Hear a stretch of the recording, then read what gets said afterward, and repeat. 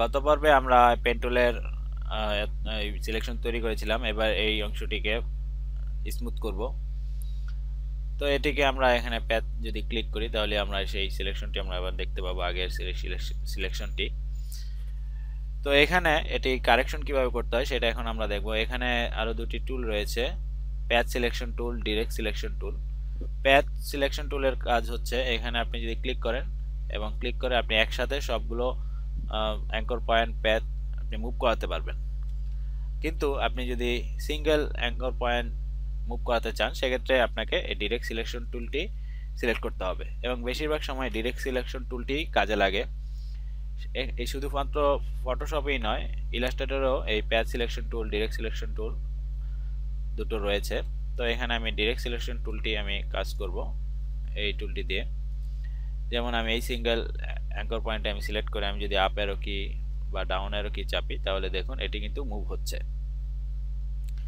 তো এটি এভাবে মুভ করে আমরা কারেকশন করতে পারি। আমি এখানে কন্ট্রোল প্লাস চেপে আমি আরো বেশি জুম করি। এখানে আরেকটি বিষয় সেটি হচ্ছে আপনি পেন টুল সিলেক্ট করা অবস্থায় আপনি ধরুন এই অ্যাঙ্কর পয়েন্টটি ডিলিট করতে যাচ্ছেন, সেক্ষেত্রে এখানে দেখুন মাইনাস অটো মাইনাস চিহ্নটি চলে এসেছে এবং এটি এখানে সিলেক্ট করার কারণে এটি এসেছে। এখানে দেখুন ডিলিট অ্যাঙ্কর পয়েন্ট টুল নামে আরেকটি টুল রয়েছে, তবে সেটি ব্যবহার করার প্রয়োজন হয় না, আপনি পেন টুল দিয়েই এভাবে ডিলিট করতে পারেন। তো এখন এই অ্যাঙ্কর পয়েন্টে আপনি সিলেক্ট করবেন এই পেন টুল সিলেক্ট করা অবস্থায়, অর্থাৎ এখন কিন্তু আপনার ডিরেক্ট সিলেকশন টুল নেই, তাতে করে আপনি এখন এই অ্যাঙ্কর পয়েন্টটি সিলেক্ট করতে পারছেন না। তো আপনি এই অ্যাঙ্কর পয়েন্টটি সিলেক্ট করতে আপনি কন্ট্রোল কি চাপলেই দেখুন ডিরেক্ট সিলেকশন টুলটি কিন্তু সিলেক্ট হয়ে গিয়েছে। এবার আপনি অ্যাঙ্কর পয়েন্ট দিয়ে আপনি এটি ইচ্ছে করলে ডিলিট করে দিতে পারেন। তারপর এটি ডিলিট করে আপনি প্লাস সাইনে আবার ক্লিক করলে আবার নতুন আরেকটি অ্যাঙ্কর পয়েন্ট যুক্ত হবে। এখানে এটি সুবিধা হচ্ছে দুটি কার্ভ লাইন এরকম দুটি হ্যান্ডেলের মতো যুক্ত হয়ে গেছে, এবং পেন টুলে এই দুটি ব্যবহার অনেক বেশি হয়ে থাকে। এই দুটি দিয়ে খুব স্মুথ সিলেকশন তৈরি করা যায়। তো সেটি কিভাবে করতে হয় সেটি এখন আমরা দেখি। আমি এখানে এটিকে এখানে ড্র্যাগ করে উপরে নিয়ে আসি, তারপর এটিকে আমি উপরে নিয়ে আসি। এটিকে ইচ্ছা করলে প্রয়োজন মতো আপনি বড় ছোট আপনি করতে পারেন। তারপর এটিকে আপনি আপনার আমি এখানে কিন্তু ডিরেক্ট সিলেকশন টুলটি সিলেক্ট করে করে আমি এই কাজটি করলাম। এটি আমি আবার ডিলিট করে দিলাম। তারপর এখানে আমি প্লাস সাইন দিয়ে যুক্ত করলাম। এখানে আরেকটি বিষয় সেটি হচ্ছে আপনি প্যাথ সিলেকশন টুল এই দুটি টুলের মাঝে অনেক সময় চেঞ্জ হয়ে যেতে পারে। সেক্ষেত্রে আপনি যদি যেমন এখন যদি আপনি প্যাথ সিলেকশন টুলটা অর্থাৎ ব্ল্যাক কার্সরটি আনতে চান সেক্ষেত্রে আপনি শিফট এ চাপুন। আবার আপনি যদি ডিরেক্ট সিলেকশন টুল অর্থাৎ হোয়াইট এই কার্সরটি আনতে চান সেক্ষেত্রে আবার শিফট এ চাপুন। তো এটি আমি এখানে সিলেক্ট করলাম, এটি সিলেক্ট করে আমি এখানে এটি মুভ করে নিয়ে আসি। এটি এভাবে আমরা ঠিক করতে পারি, অথবা আমরা যদি কন্ট্রোল জেড চেপে আমরা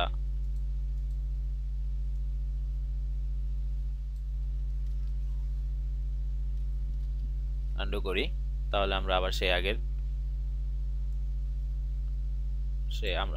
আগের অ্যাঙ্কর পয়েন্টে আবার ফিরে পাবো। তো এখানে আমরা দেখুন আমরা কিন্তু আমাদের সেই সিলেকশনটি আমরা তৈরি করে ফেলেছি, কিন্তু এখানে দেখুন এখানে একটি কার্ভ রয়েছে। তো এটি কিভাবে কারেকশন করা যায় বা এটি কিভাবে ঠিক করা যায়, এই অ্যাঙ্কর পয়েন্টে আমরা একটু নিচে নিয়ে আসি। তারপর এখানে আমরা আরেকটি নতুন অ্যাঙ্কর পয়েন্ট যুক্ত করি। পেন টুলটি সিলেক্ট করে আমরা কন্ট্রোল কি চেপে আমরা এটি উপরে নিয়ে যাই। তারপর এই হ্যান্ডেলটি আমরা এরকম বড় করে দেই। অর্থাৎ এটি অবশ্যই আপনার প্রচুর প্র্যাকটিসের ব্যাপার এবং বেশ সময় নিয়ে আপনি ধীরে ধীরে করবেন, তাহলে ধীরে ধীরে আপনার সিলেকশনটি স্মুথ হবে। তো আমি এখানে বেশ দ্রুতই এটি আমি সিলেক্ট করার চেষ্টা করছি, এবং এভাবে আপনি ডিরেক্ট সিলেকশন টুল দিয়ে আপনি স্মুথভাবে যে কোনো সিলেকশন তৈরি করতে পারেন, সেটি অবশ্যই পেন টুল দিয়ে। এখানে দেখুন একটু বাড়তি হয়ে গিয়েছে, তো আমি এখানে পেন টুলের আরেকটি অ্যাঙ্কর পয়েন্ট যুক্ত করি, তারপর এটিকে আমি এখানে ড্র্যাগ করে নিচে নিয়ে আসি। তো এভাবে আমরা কাজ করি। এখানে পেন টুল দিয়ে আমরা আরেকটি পয়েন্ট যুক্ত করি এবং আমরা এভাবে ড্র্যাগ করে এটি নিচে নিয়ে আসি। এটি আরো সময় নিয়ে এবং ধীরে ধীরে করতে হবে, এবং তাহলে এটি আরো দ্রুত এবং সূক্ষ্মভাবে সিলেকশন করা যাবে। তো মোটামুটি ধরা যাক আমরা এটাই সিলেকশন করে ফেললাম। এবার এটিকে আমরা প্যাথটিকে আমরা এটি সেভ করব, বা এটিকে এখন আমরা কাট আউট করব। এটি করার জন্য এই প্যাথটি সিলেক্ট করা অবস্থায়, অথবা যদি ডিসিলেক্ট করা থাকে তাহলে আপনি এখানে যদি ক্লিক করেন তাহলে তেমন সুবিধা পাবেন না। দেখুন এখানে ক্লিক করলে আমরা এই একটি মাস্ক পেলাম, বাট এটা আমরা আমাদের কাঙ্ক্ষিত মাস্কটি কিন্তু পেলাম না। তাই কন্ট্রোল জেড চেপে আনডু করি। আপনি যদি পিক্সেল বেসড সিলেকশন তৈরি করতে চান, সেক্ষেত্রে কন্ট্রোল চেপে আপনি যদি এখানে ক্লিক করেন তাহলে দেখুন এরকম সিলেকশন তৈরি হয়ে গিয়েছে এবং আপনি মাস্ক তৈরি করতে পারেন। তবে আমার পরামর্শ থাকবে ভেক্টর মাস্ক তৈরি করতে, কারণ তাহলে আপনি পরবর্তীতে খুব সহজে এডিট করতে পারবেন অ্যাঙ্কর পয়েন্ট সহ। তো আমরা ভেক্টর মাস্ক কিভাবে তৈরি করব, আমি কন্ট্রোল ডি চেপে ডিসিলেক্ট করি। এরপর আমি এখানে কন্ট্রোল চেপে যদি ক্লিক করি তাহলেই দেখুন,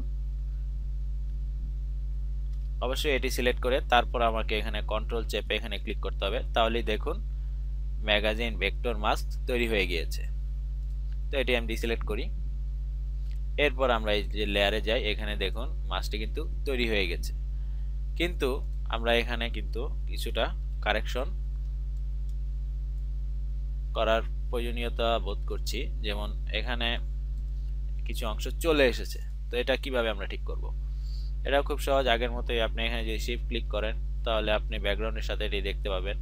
আর এটি যদি সরাসরি ক্লিক করতে চান সেক্ষেত্রে অল চেপে আপনি এখানে ক্লিক করুন, অথবা এখানে প্যাথ চেপে প্যাথে গিয়ে আপনি সেই সিলেকশনটি আবার সিলেক্ট করুন। সিলেক্ট করে আপনি আপনার প্রয়োজন মতো এডিট করে এটিকে ঠিক করুন। তো এভাবে আপনি খুব সহজেই পেন টুলের সাহায্যে আপনি সিলেকশন তৈরি করতে পারেন, এবং আমরা মোটামুটি দেখলাম খুব সহজেই কিভাবে এই বইটির সিলেকশন তৈরি করা যায়। এখানে আরেকটি বিষয়, এখানে দেখুন ড্রপ শ্যাডোটি ইউজ করা হয়েছে। এই ড্রপ শ্যাডোটি না দিলে এটি কিন্তু রিয়েলিস্টিক মনে হচ্ছে না, অর্থাৎ ব্যাকগ্রাউন্ড থেকে আলাদা দেখেই মনে হচ্ছে। তো আপনি যখন এই ইফেক্টটি দিবেন তখন এটি খুব সহজেই আপনার এই ব্যাকগ্রাউন্ডের সাথে ম্যাচ খাবে। তো পরবর্তী পর্বে আমরা পেন টুলের আরেকটি ব্যবহার দেখব, সেটা হচ্ছে এই কার্ভগুলো কিভাবে সূক্ষ্মভাবে সিলেক্ট করা যায়। তো সেটি আমরা এখন দেখব, এর পরবর্তী পর্বে দেখব। এবং এটি অবশ্যই প্র্যাকটিসের ব্যাপার, প্রচুর পরিমাণে প্র্যাকটিস করুন। পেন টুলের সম্পর্কে অভিজ্ঞ হতে প্রচুর পরিমাণে প্র্যাকটিসের বিকল্প নেই। ধন্যবাদ।